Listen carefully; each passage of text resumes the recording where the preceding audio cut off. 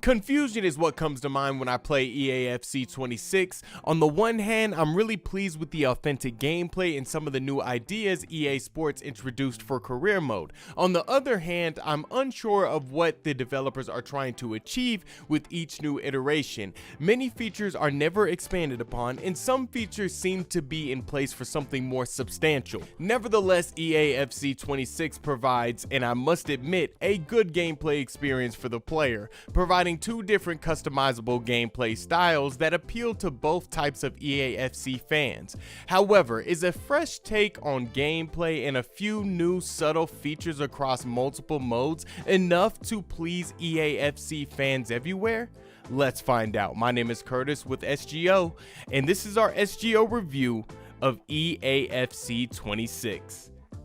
From the PSG-dominated Ligue 1 to the dynamic drama of the Premier League, EAFC 26 looks the part, and it's no surprise. The game features numerous new cutscenes, broadcast packages, and presentation elements. Footballers are nearly identical to their real-life counterparts, with players like Vinicius Jr., Cristiano Ronaldo, and Bruno Fernandes being recognizable from anywhere on the pitch. One of the major selling points for FC 26 this year was the developers had considered both sides of the gameplay debate. Some fans wanted the faster gameplay, while others, like myself, wanted a more realistic experience. The result is two gameplay styles in this year's game: competitive and authentic. Let's start with competitive gameplay, which is the traditional setting. This setting is primarily used for modes with online play, such as clubs, ultimate team, and seasons. However, you can use this setting on offline modes, such as player and manager careers. The competitive gameplay is lightning fast, very smooth and fun, especially for players who crave this type of experience. However, I've criticized this style of gameplay before because it's so unrealistic and can be extremely annoying in online modes like clubs. Players glide across the pitch in competitive mode. Footballers like Vini Jr. and Mbappe are so fast that if they get behind your defense, you could kiss your clean sheet goodbye. At one point, I blitzed a defender with Harry Kane, which is just ridiculous. Passes are easier, auto defending is enabled, and goals come in bunches. I see the appeal for this type of gameplay, but it's so annoying and easy to master. Authentic is a new way to play EAFC 26, slowing the game down and focusing on tactics and realism. This is the best way to experience the game if you crave this style of gameplay. The gameplay isn't slow necessarily, it's more manageable, with goal scoring chances coming at a premium. Instead of a wild 6-5 victory that you would usually see in competitive gameplay, authentic keeps it mellow with a 2-1 scoreline. Passing feels more fragile in a good way, players move a little slower but are more switched on tactically. CPU players follow instructions and man-mark assignments way better than in previous games. Opposing teams will attempt to maintain possession, identify openings, and defend as a cohesive unit. This is a significant difference from competitive gameplay, which feels like a constant counterattack battle. In layman's terms, authentic feels like a football match, while competitive feels like an end-to-end basketball game. Lastly, to keep your authentic gameplay experience fresh, you should enable dynamic settings. This ensures that teams play a variety of different tactics against you.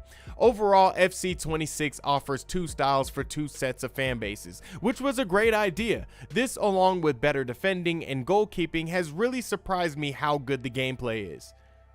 Last year's FC 25 had some welcome additions to scouting and youth development. This year's game adds a new way to play called Manager Live. Manager Live is a hub where you create or use existing managers to take on challenges and win rewards. Within Manager Live, players can choose from a variety of objectives to complete, such as being on top of the league by Christmas or spending a certain amount of money on players. The rewards are retro kits and more icons to use in your next playthrough. This is a fun new twist on manager career, especially if you play on authentic gameplay settings. I picked up Manchester United's campaign right after the first few games of the season, so Ruben Amorim's problems were my problems. Similar to real life, my United side struggled to create chances, and the midfield got cut through consistently. Having these issues while trying to be on top of the Premier League by Christmas is a fun way to play manager career if you like a challenge. However, I would rather create a club and do a rags to riches save like I always do. Overall, while I do like the addition of Manager Live, 5, I would like features such as youth development and transfers expanded upon. Unfortunately, traditional manager mode has been largely untouched. Clubs received some notable improvements from last year's game, primarily in player development.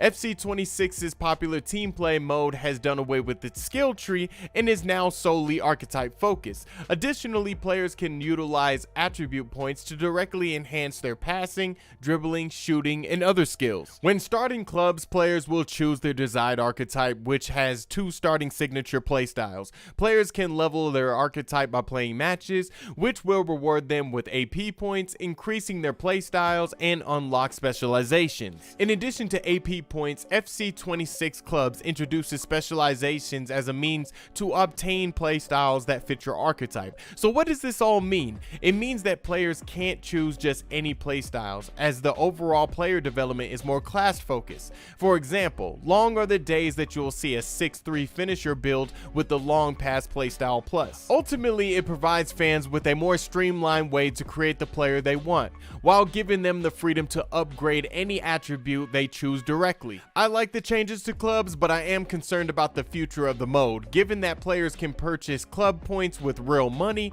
and buy booster packs to increase the rates of attribute points that they earn per match.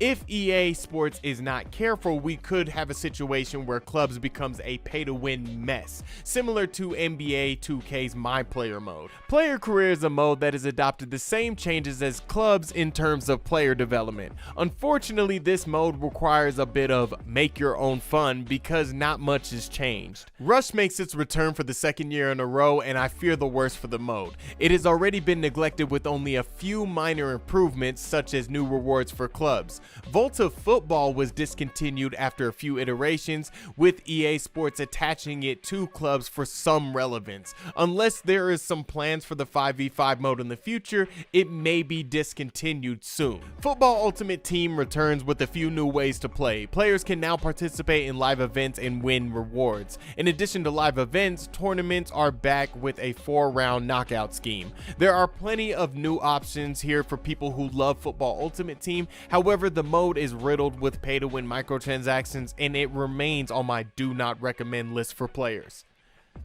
EAFC 26 caters to the majority of its fan base by providing 2 different types of gameplay. Competitive gameplay is fast, fluid, and very responsive, while authentic gameplay is tactical, slow, and challenging.